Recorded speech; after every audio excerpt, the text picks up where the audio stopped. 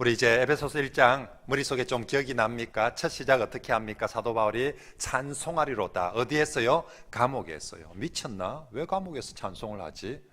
미치지 않았습니다. 감옥에서도 하늘에 속한 모든 신령한 복을 그리스도를 통해서 받았기 때문에 내가 감옥에 있다고 해서 찬송을 못하겠냐? 내 형편이 좀 어렵다고 해서 나는 하나님께 속한 이 그리스도 안에서 하나님께 속한 모든 신령한 복을 받아서 먼저 하나님께 감사 찬송합니다. 이 은혜를 받고 하나님께 감사 찬송을 하고 나니까 그 다음에 사람을 보니까 사람이 좋게 보여요. 그래서 그 다음 하는 게 뭡니까? 에베소 성도들을 향해서 너희의 믿음과 사랑 때문에, 너희들이 세상에서 부자되고 성공한 것 때문에 내가 감사하는 것이 아니라 여러분들 보니까 여러분들의 믿음과 사랑 때문에 내가 감사하노라. 그래서 하나님께 은혜 받고 나면 성도들에게 감사하고, 그리고 감사하고 난 그 성도들을 위해서 지난주에는 기도해 주었습니다. 성도들을 위해서 어떤 기도를 했습니까? 육적인 기도도 좋겠지만 영적인 기도를, 예수님께서 우리에게 주기도문 가르치실 때도 먼저 하나님 나라와 그의 의를 구하고, 그리고 너희 육체의 것보다 영의 것을 더 많이 구하라고 가르치신 것처럼 사도 바울도 성도들을 위해서 기도할 때 영적인 것, 무엇을 기도했습니까? 하나님을 알게 해 주시옵소서. 하나님, 우리 성도들이 어찌하든지 하나님을 더욱더 알아가게 해 주시옵소서. 우리 신학기가 되었습니다. 우리 자라는 아이들을 위해서 우리가 기도할 때 공부도 잘해야 되지만 올해도 우리 자녀들이 하나님을 더욱더 알게 하여 주시옵소서. 머리로만 아는 것이 아니라 정말 그 하나님을 인격과 인격으로 만남으로 말미암아 정말 하나님이 이런 분이구나 라고 하나님을 알게 주시옵소서. 그 하나님을 아는 것의 구체적인 기도를 세 가지를 했습니다. 첫째는 하나님의 부르심, 우리를 왜 부르셨는지. 제가 지난 금요일 우리 청년 2부 수련회 가서도 설교하면서 우리 청년 젊을 때에 우리가 꼭 알아야 되는 것, 내가 왜 사는지, 그리고 어떻게 살아야 될지, 이거 알아야 되는데 내가 왜 사는지, 하나님께서 나를 왜 부르셨는지를 알고 하나님의 부르심을 따라서 내가 왜 사는지를 알고 어떻게 살아야 될지를 알고, 그래야 우리 젊음의 시절을 잘 보낼 수 있고 열심히 달려가도 후회가 되지 않는 그런 삶을 살 수 있거든요. 그래서 하나님의 부르심이 뭔지를, 그리고 두 번째는 하나님께서 우리를 부르실 때 그 기업의 영광, 하늘 기업, 그 영광, 그 풍성함이 얼마나 큰 것인지 우리가 목표를 보고 달려가야 돼요.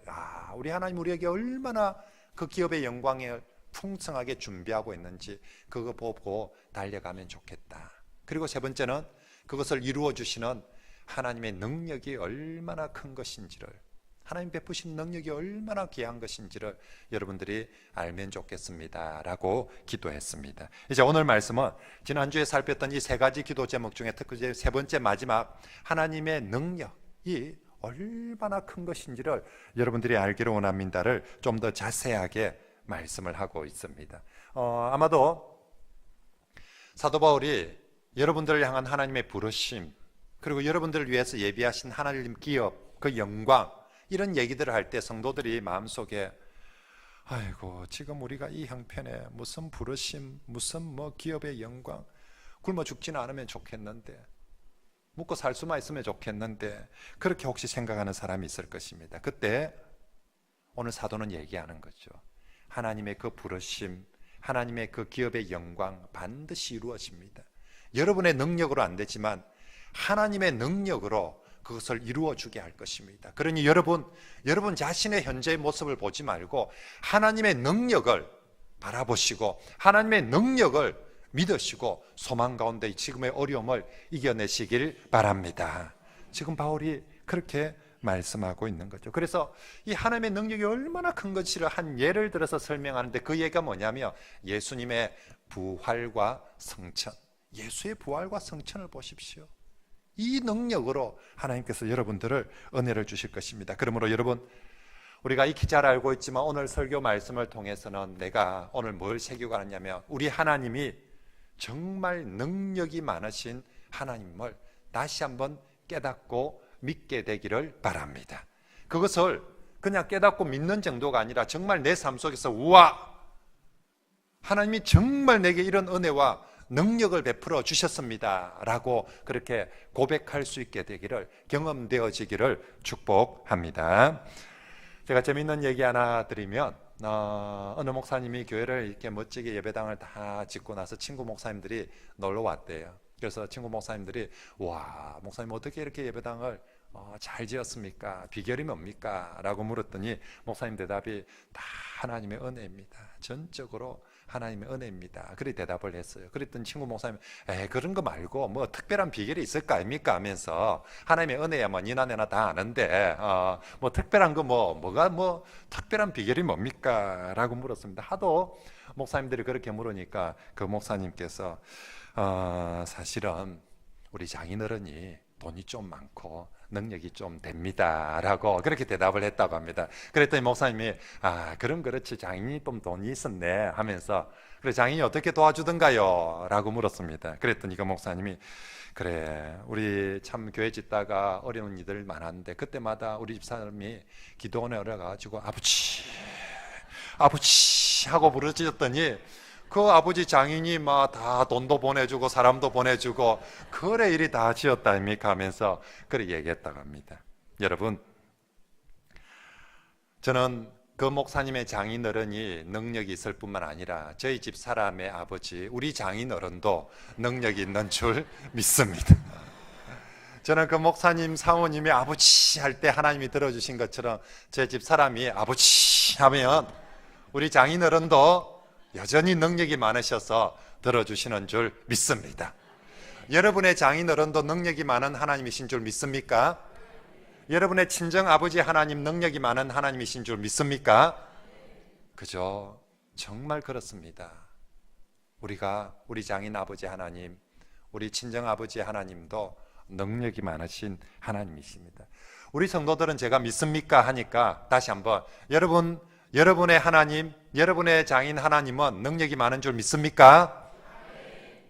우리 성도들은 이렇게 아멘하고 잘 믿는데 요즘 대한민국에 다른 교회 성도들은 하나님이 능력이 많으신 하나님이라는 걸 잘 안 믿는 성도들이 많더라고요, 보니까. 그래서 교회를 다녀도 하나님의 능력을 잘 안 믿어요. 안 믿다 보니까 기대를 안 해요. 안 믿는 사람은, 하나님의 능력을 안 믿는 사람은 하나님이 하신 일들에 대해서 기대하지 않거든요. 딸이 아빠가 해주는 걸 믿으면 기대를 합니다. 아빠가 언제쯤 어떻게 해줄까 기대를 하는데, 안 믿는 사람은 기대를 안 하는 거예요. 기대를 안 하다 보니까 기도도 안 하는 거죠. 그죠? 정말 하나님의 능력이 있다는 걸 믿어야 기도를 하러 가는데 기대도 안 하고, 그러다 보니까 기도도 안 하고, 그 기대도 안 하고 기도도 안 하니까 더 하나님의 능력을 알지도 못하고 경험하지 못하고, 그러니까 예배 생활, 교회 생활이, 신앙 생활이 갈수록 재미가 없는 거예요. 시시한 거예요. 그냥 막 좋은 카페 가서 분위기 좋은 데 가서 커피 한 잔 마시고 오는 정도의 교양이, 그냥 좋은 목사님 설교 한번 듣고 가족들끼리 같이 교회 한번 갔다가 오는 그 정도의 교양 생활이 되고 말았죠. 하지만 저는 우리 모든 민족계의 모든 우리 성도들, 오늘 사도 바울의 이 설교 말씀을 듣는 성도들은 꼭 정말로 우리 하나님께서 능력 있으신, 능력 많으신 하나님임을 꼭 깨닫고 믿으시길 바랍니다. 믿는 것으로 끝나는 것이 아니라, 와, 내가 이런 하나님의 은혜를, 이런 내가 하나님의 능력을 경험하였습니다 라고 그렇게 꼭 고백할 수 있길 바랍니다. 우리의 하나님, 우리가 믿는 하나님은 전능하신 하나님이시고, 그 하나님은 오늘도 살아계신 하나님이시고, 그 하나님의 능력은 저 바깥 사람이 아니라 오늘도 우리들을 향하고 계심을 여러분 다시 한번 믿으시길 바랍니다. 우리 장인어른, 우리 장인 아버지 하나님은 은퇴가 힘 못 쓰는 그런 하나님이 아니고 지금도 현역 하나님이심을 믿으시길 바랍니다. 오늘 사도 바울은 하나님이 얼마나 능력이 있는지를 예수 부활과 성천을 통해서 예를 들어서 말씀해 주고 있습니다. 그게 20절 말씀입니다. 하나님이 얼마나 능력을, 무엇을 통해서, 20절 같이 한번 읽어볼까요? 시작. 그의 능력이 그리스도 안에서 하늘에서 자기의 오른편에 앉히사. 여러분, 능력, 어떤 능력이 최고일까요? 죽은 사람 살릴 수 있다며. 이 세상에 능력해도 죽은 사람을 살릴 수 있다며. 근데 하나님이 예수님 죽음에서 다시 살려내셨거든요. 그런데 하나님은 죽음에서 살리낸 것도 대단한데, 죽음에서 살리낸 것으로 끝나는 것이 아니라 이 살은 예수를 승천시키셨거든요. 하늘로 올리셨거든요. 와, 이 땅의 사람을 하늘로 올린다. 이건 그냥 육체적인 이동이 아니에요. 그냥 위치적으로 땅에 사는 사람을 하늘로 올렸다, 이런 의미가 아닙니다. 이 성천, 하늘로 올렸다는 것은 예수를 하나님께서 가장 높은 사람으로, 가장 존귀한 사람으로 올리셨다. 그래서 21절과 22절 말씀이 바로 그 말씀입니다. 같이 한번 읽어봅니다. 시작. 모든 통치와 권세와 능력과 주권과 이 세상뿐 아니라 오는 세상을 일컫는 모든 이름 위에 뛰어나게 하시고, 또 만물을 그의 발 아래에 복종하게 하시고, 그를 만물 위에 교회의 머리로 삼으셨느니라. 아멘. 죽은 예수를 다시 살려낸 것만 해도 이거 엄청난 능력입니다. 그런데 다시 살려낸 예수를 이제는 하늘과 땅의 어떤 만물보다, 어떤 권세, 능력, 힘보다 더 뛰어난, 지금 세상이나 오는 세상의 어떤 존재보다도 더 뛰어난 존재로 예수 그리스도를 높이 올리셨고, 모든 만물은 이제 예수의 발 아래에 복종하게 하셨답니다. 예수님을 가장 존귀하게. 그래서 만물 위에 교회를 세우시고 그 교회의 머리로 예수 그리스도를 세우셨습니다. 이걸 우리가 1장 10절 요절 외울 때 기억이 납니까? 어떻게 표현했냐면, 그리스도 안에서 만물이 뭐 되게 하려 합니다? 통일되게. 모든 것이 질서가 그리스도 안에서 그리스도 안에서 모든 것이 복종하고 그리스도 안에서 모든 것이 자리를 잡도록. 그래서 결국은 그리스도를 가장 존귀하고 가장 높이 올리셨다라는 것입니다. 우리 하나님의 능력 어느 정도냐? 죽은 예수도 살려내고 살린 예수를 가장 높이, 가장 존귀하게 올렸다. 이게 바로 하나님의 능력이다라고 말씀하는 거죠. 여러분, 사도 바울이 왜 지금 세 가지 기도 중에서 하나님의 부르심, 하늘 기업의 영광, 그리고 하나님의 능력, 이 세 가지 기도 중에서 유독 하나님의 능력에 대해서 이렇게 더 부연 설명하면서 강조를 하고 있습니까? 그것은 지금 에베소 교회 형편이 참 초라하고 약하기 때문입니다. 지금 우리 현대 그리스도인들도 이 땅에서 그리스도인으로 산다는 것이 참 때로는 초라하고 약할 때가 많습니다. 어디 가서 내가 예수 믿는다, 교회 다닌다 이 말 할 때 우와 그래 대단하네 이렇게 하기보다, 우리가 어디 가서 예수 믿는다, 교회 다닌다 하면 아이가 그 꼴로 해가지고 하면서 참 무시합니다. 근데 그들이 무시할 때 나는 이렇게 내세울 만한 게 실제로 별로 없어요. 정말 사실은 정말 보잘것없고 초라합니다. 그래서 정말 우리도 이 시대에 그리스도에 산다는 게 쉽지 않은데, 2000년 전에 로마 시대에서 내가 교회 다닌다, 내가 그리스도인다 그렇게 하면 그 시대는, 지금 우리는 이러하지만 그 시대는 뭡니까? 아이가가 아니라 그러고 어떤 때는 잡아가 버리기도 하고 정말 벌레 취급을 당하던 그런 시절이었습니다. 그런 우리가 또 숫자도 지금 그래도 우리는 1000명이 넘는 성도들이 모이는데 숫자도 몇 명 돼도 안 합니다. 이런 성도, 이런 교회가 도대체 무슨 기업의 영광이니, 무슨 부름의 소망이니, 무슨 그게 과연 될까? 목사님, 우리 안 죽고만 살아는 남을 수 있겠습니까? 사람들, 성도들 마음속에 우리 교회가 과연 100년 후까지, 50년 후까지 살아는 남을 수는 있겠습니까? 그런 마음이 들고 있을 때에 오늘 사도는 얘기합니다. 하나님의 능력을 너희가 알고 믿으면 좋겠다.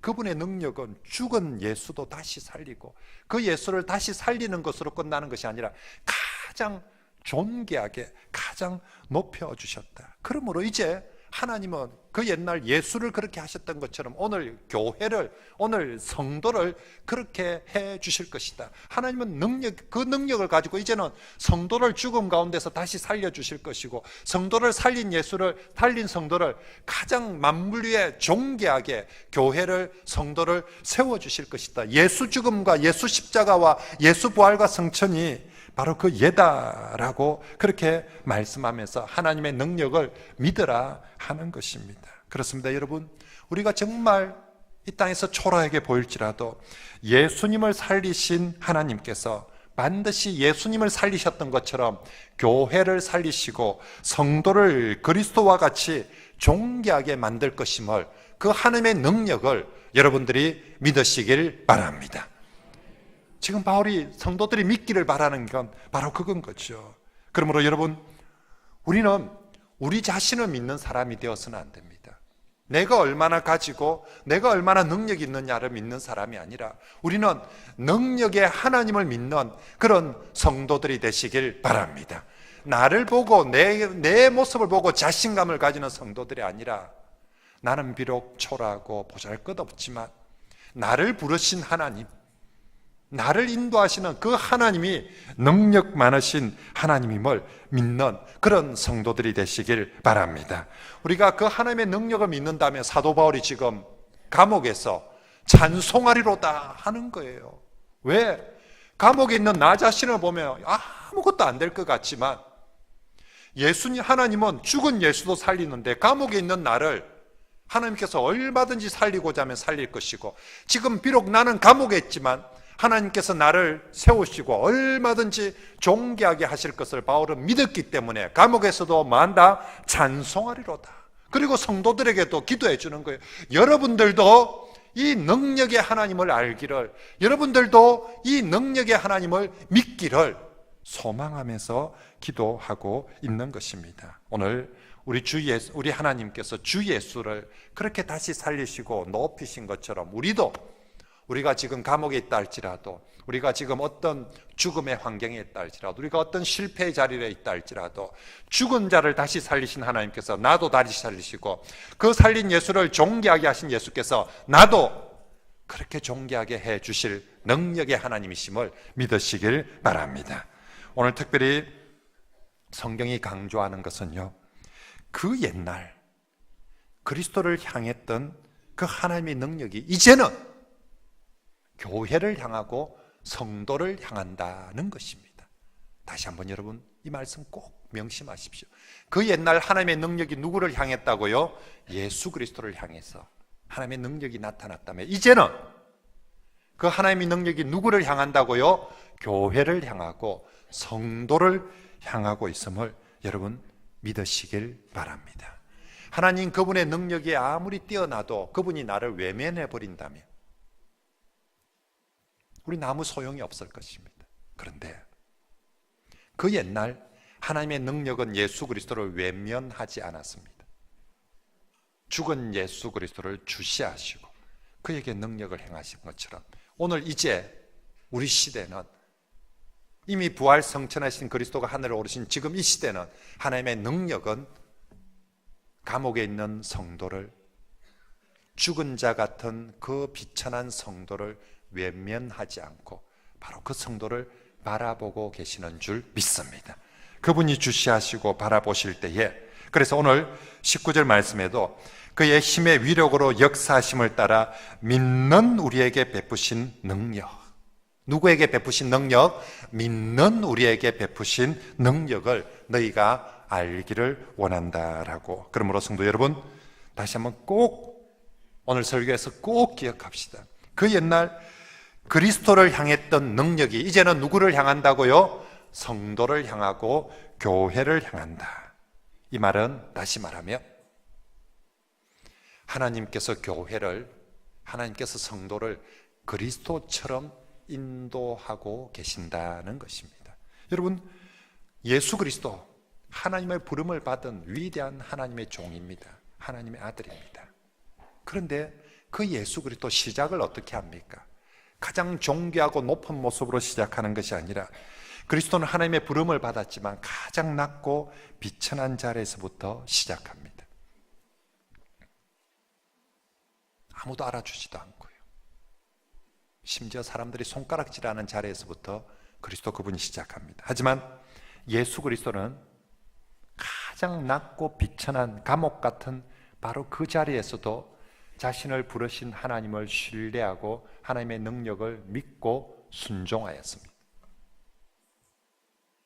나를 하나님 불러놓고 왜 이렇게 감옥으로 보내냐고, 왜 이렇게 비천하게 만드냐고 하지 않고 그 비천한 자리에서도 자신을 부르신 능력의 하나님을 믿고 순종하고 경외하며 나아갔습니다. 그랬더니 하나님의 능력은 그 비천한 자리 죽음에까지 이른 그리스도를 다시 살리시고 존귀하게 하셨던 것입니다. 여러분, 우리가 그리스도인입니다. 예수 믿는, 예수를 따르는 제자들입니다. 예수님께서 너희는 나를 본받으라, 너희는 너희 십자가를 지고 나를 따르라고 했습니다. 그러면 우리도 예수님처럼 가게 돼. 예수님처럼 가야 합니다. 예수님 출발할 때 부귀 영광을 누리면서 출발하지 않았습니다. 부름을 받았지만 그리스도 출발할 때 낮고 천한 자리에서 출발했습니다. 그리고 갈수록 높고 존귀해지는 것이 아니라 끝까지 낮고 천한 십자가였습니다. 그리고 죽었습니다. 그런데 예수님은 낮고 낮은 자리에서 하나님을 신뢰하기를 그치지 않았습니다. 하나님께 순종하는 것을 포기하지 않았습니다.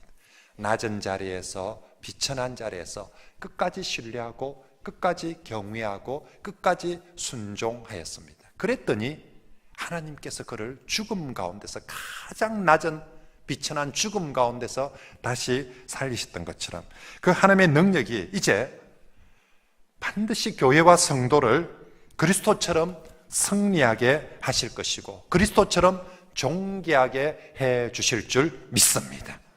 예수 그리스도 그분도 낮은 곳에, 비천한 곳에 처해졌는데 사도 바울도 이 감옥 같은 곳에도 그렇게 처하고 떨어지는데 하물며 예수를 믿는 우리도 늘 꽃길만, 그죠? 요즘 아줌마들이 쓰는 닉네임의 꽃길만 걷기를, 그죠? 우린 그럴 수 없습니다. 예수님이 그렇게 걷지 않고 우리를 그렇게 부르지 않았습니다. 그러므로 여러분, 우리도 때론 그 낮은 자리, 비천한 자리에 있을 때 그때 그리스도가 믿고 순종했던 것처럼 우리도 그렇게 하나님의 능력을 믿고 순종하는 성도들이 되시길 바랍니다. 반드시 그리스도처럼 승리하게 하시고 반드시 그리스도처럼 그렇게 존귀하게 세워주실 줄 믿습니다. 그래서 오늘 성경 말씀의 순서는 언제나 그렇습니다. 만물 위에 결국 때가 되면 만물 위에 무엇을 세우십니까? 교회를 세우시고요. 교회 위에 그리스도를 세우셔서 그리스도를 교회의 머리가 돼. 다시 결국 지금 교회가 남들 보기에 개독교라고 얘기하고 손가락질하고 온갖 악법들이 교회를 무너뜨리게 하고 기독교를 무너뜨리게 하지만 어떤 환난과 핍박, 어떤 고난 속에서도 결국 교회의 자리는 어디냐? 만물 위에 교회가 오르게 될 것을 믿으시길 바랍니다. 그리고 그 교회의 머리로 예수 그리스도가 다스리게 될 것을 믿으시길 바랍니다. 이것이 그리스도 안에서, 그리스도 안에서 만물이 복종하는 것이고 그리스도 안에서 만물이 통일되게 되는 것인 줄 믿습니다.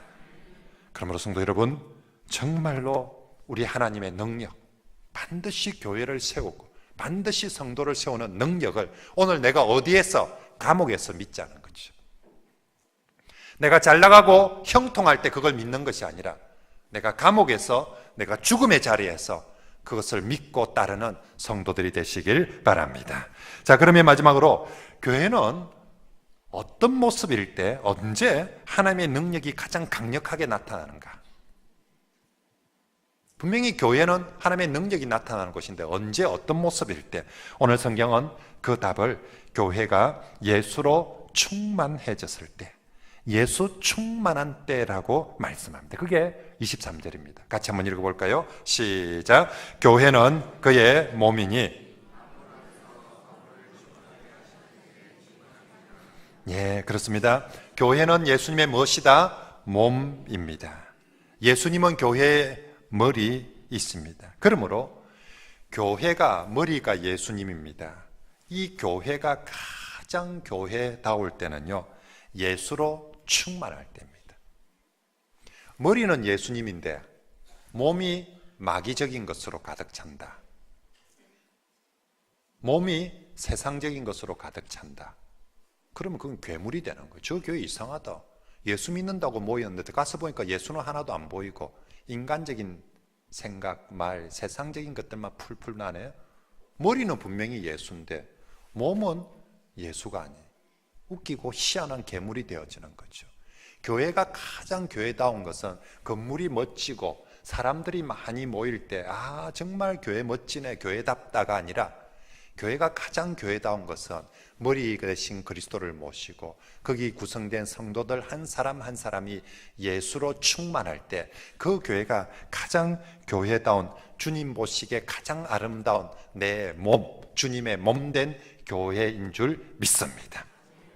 그분 머리는 내 몸이 그리스도 닮기를 원해요. 그분 머리 대신 그분은 내 몸이 그리스도로 충만해지기를, 돈으로 충만해지는 걸 내 몸 멋지다 이러지 않습니다.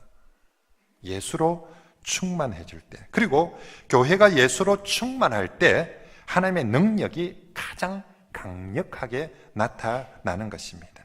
여러분, 하나님의 능력은 언제나 예수 그리스도를, 엔 그리스도를 통해서, 하나님의 복은 누굴 통해서 받습니까? 엔 그리스도, 그리스도 안에서, 그리스도를 통해서. 그러면 하나님의 능력은 누구를 통해서 나타나겠습니까? 엔 그리스도, 예수를 통해.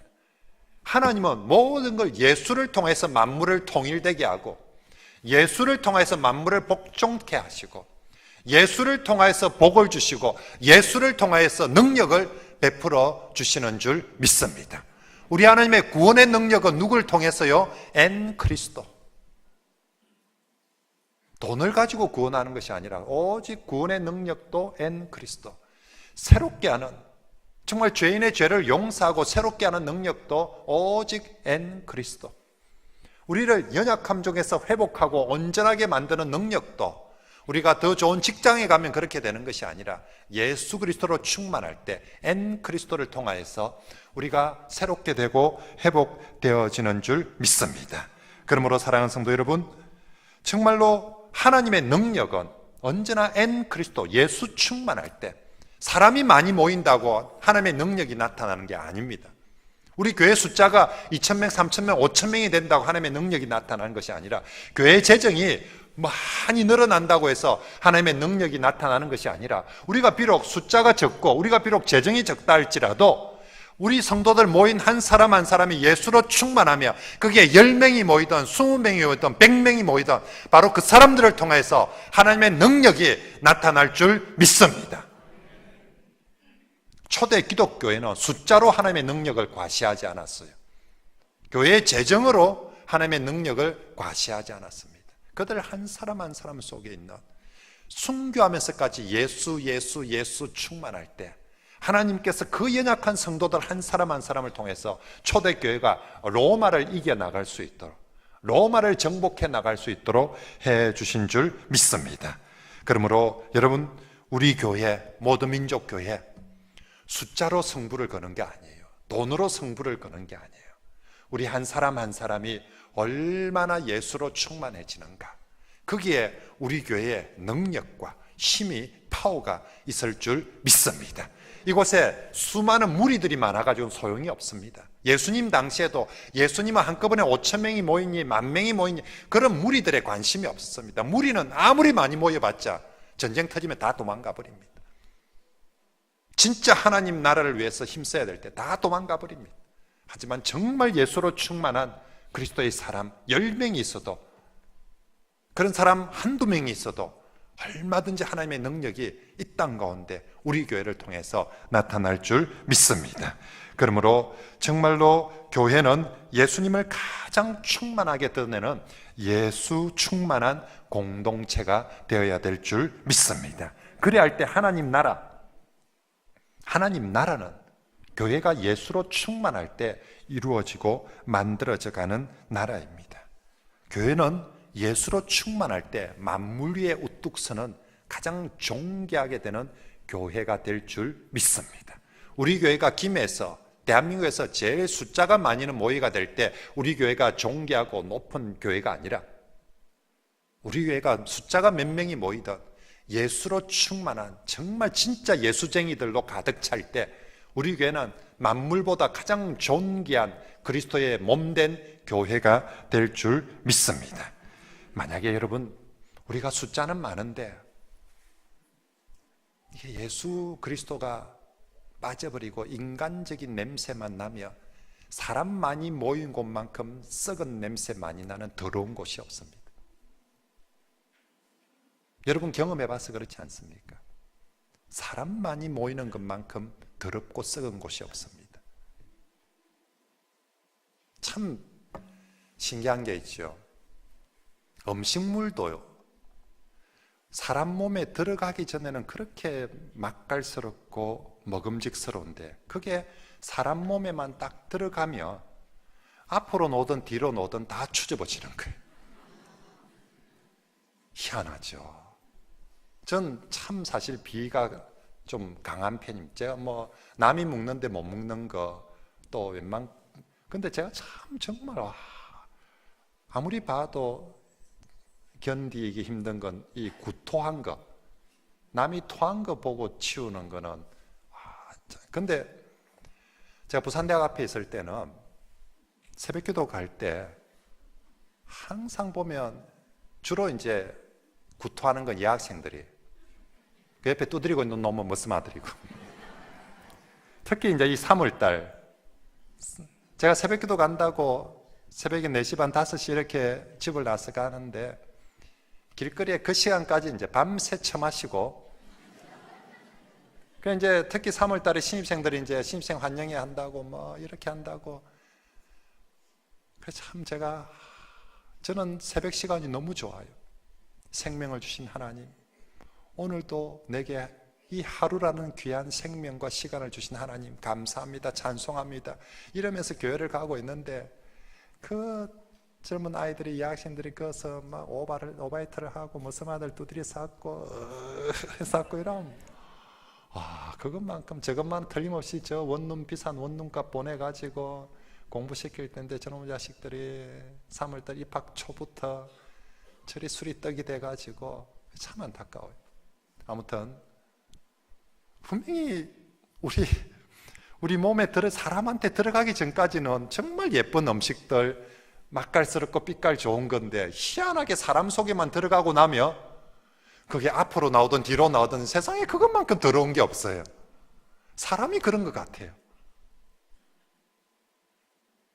사람들이 예수 빠지고 사람들끼리만 모이면 모일수록 사람들끼리 섞이면 섞일수록 더 추접해지고 더러워지는 게 사람들의 모임이에요.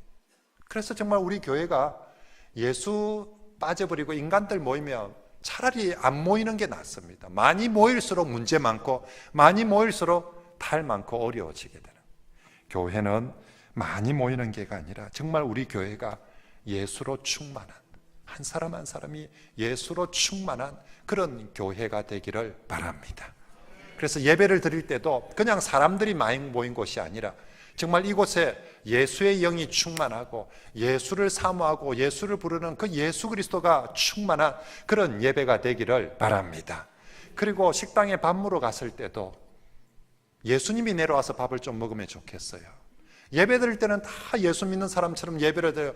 밥 먹으러 갈 때부터 개차반이 돼가지고 한 줄이라도 빨리 가려고, 공부줄은 늦어도 밥줄은 빨라야 된다고 온갖 세척을 하면서, 이게 밥 먹으러 저기는 예수제이들이 모인 곳인지 아니면 무슨 노숙자들이 모인 곳인지, 여러분 우리가 그리스도인입니다. 교회입니다. 이곳은 밥 먹을 때도 예수가 충만한, 예수님이 몇백 명 내려와서 밥 먹는 것 같더라고. 설거지할 때도 예수님이 하는 것 같고, 예수께서 설거지 하실 때는 어떤 모습으로 할까요? 하필 우리 때 제일 기름기 많은 게 막 설거지 돼가지고 이리 닦기가 힘드냐고 그러면서 예수님이 닦겠습니까? 우리가 설거지 할 때도 예수 충만하고 예수 믿는 사람들이 설거지 하는 모습이고, 우리 기관 모임 해도 구역 모임 해도 정말로 그곳에 예수로 가득, 어딜 가도 우리 처음 교회 온 사람이 예배 드릴 때 보면 거기 뭔가 좀 있는 것 같아요. 다들 예수님께 집중하고 정말 그런 것 같아요. 근데 딱 교회 내려가서 밥 먹을 때부터 시작해서 똑같네 이래 되면 그러면 곤란할 것 같습니다. 여러분, 정말로 우리 교회가 너희는 그리스도의 향기라고 했습니다. 우리 교회가 사람이 모임에 모일수록 썩어진 냄새가 진동하는 것이 아니라 예수의 향기가 진동하는 그런 교회가 되기를 바랍니다. 꼭 기억하십시오. 내가 예수다. 나를 통해서 예수님이 보여줘야 됩니다. 그죠? 그러기 위해서는 내가 죽고 예수로 살아야 합니다. 내 자아, 내 욕심, 내 생각들이 강하면 예수로 충만해질 수가 없어요. 내 욕심이 죽고 내 자아가 죽어야 예수로 충만해질 수 있습니다. 세상 생각이나 세상 방식이 너무 강하면 예수님이 나타날 수가 없습니다. 자꾸만 세상에서 들었던 세상에서 하는 방식을 교회에 와서 그렇게 하려고 하지 마십시오. 교회는 성경에서 예수님이 뭐라고 하셨는지, 그래서 정말로 나를 죽이고 예수님처럼 생각을 해요. 저희들이 대학 때 읽었던, 저희가 대학 다닐 시절에 제일 유명했던 기독교 경건서적 중에 하나, 제목이 예수님이라면 어떻게 하실까? 예수님이라면 어떻게 하실까? 그죠? 그래서 우리가 예수님처럼 생각을 하고, 말도 예수님이라면 이때 어떻게 말하실까? 예수님이라면 예수님처럼 우리가 사랑하고 섬길 때, 그때 정말 우리 자신이, 우리 교회가 예수로 충만해지는 줄 믿습니다. 그렇게 예수 충만할 때 교회다운 거죠. 하나님 나라인 거죠. 교회답다. 그런 교회가 될 때 숫자에 상관없이 하나님께서 바로 능력이 그 교회를 통해서, 그 성도를 통해서 나타나게 될 줄 믿습니다. 이제 말씀을 정리하겠습니다. 오늘 설교 말씀에서 우리가 믿는 하나님은 어떤 하나님이다? 능력의 하나님. 오늘도 살아계셔서, 우리 하나님 퇴직하지 않았습니다. 현역에 살아계셔서 오늘도 능력의 하나님, 죽은 예수를 살리시고 그 예수를 가장 존귀하게 하셨던 것처럼 오늘도 하나님은 예전에 죽은 예수를 향했던 하나님의 능력이 오늘은 교회와 성도를 향해서, 그래서 죽음에 있다 해서도 살리시고, 그리고 그분이, 하나님이 우리를 얼마든지 높이실 것입니다. 문제는 내가 예수로 충만하냐? 그죠? 하나님의 그 능력은 철저하게 엔 그리스도, 하나님의 복도 엔 그리스도를 통하여서, 하나님의 능력도 엔 그리스도를 통해서, 숫자가 문제가 아닙니다. 내가 얼마나 많은 학력을, 또 내가 얼마나 많은 유산을 이런 문제가 아닙니다. 하나님은 예수로 충만하다면 어떤 연약한 성도라 할지라도, 어떤 연약한 교회라 할지라도 바로 그 성도, 그 교회를 통해서 하나님의 능력을 베풀어 주실 줄 믿습니다. 내가 죽고 예수로 충만하도록 예수님처럼 생각하고 예수님처럼 말하고 예수님처럼 행동합시다. 그래서 정말로 사람들이 볼 때 저렇게 보잘것없는 사람인데, 하나님께서 높여주셨구나, 하나님의 능력으로 저 사람을 세우시구나, 우리가 그 일에 정인이 되는 그런 성도들이 되시길 바랍니다. 그래서 내 삶의 주어는 언제나 능력의 하나님, 그리고 전치사는 예수 그리스도를 통하여서 엔 그리스도, 그죠? 능력의 하나님이 예수를 통하여서 나에게 무엇을 해주셨다. 그 다음 서술어는 여러분의 간증이 되기를 바랍니다. 그죠? 우린 언제나 주어는 능력의 하나님이, 무엇을 통해서? 엔 그리스도, 예수를 통해서 누구에게? 나에게. 무엇을 어떻게는 이 한 해 여러분들이 그 간증거리를 쓰셔서 다음에 정말 능력의 하나님이 예수를 통해서, 엔 그리스도를 통해서 하나님 나를 이렇게 해 주셨습니다. 우리 온 성도들이 그런 간증이 풍성한 이 한 해가 되기를 축복합니다.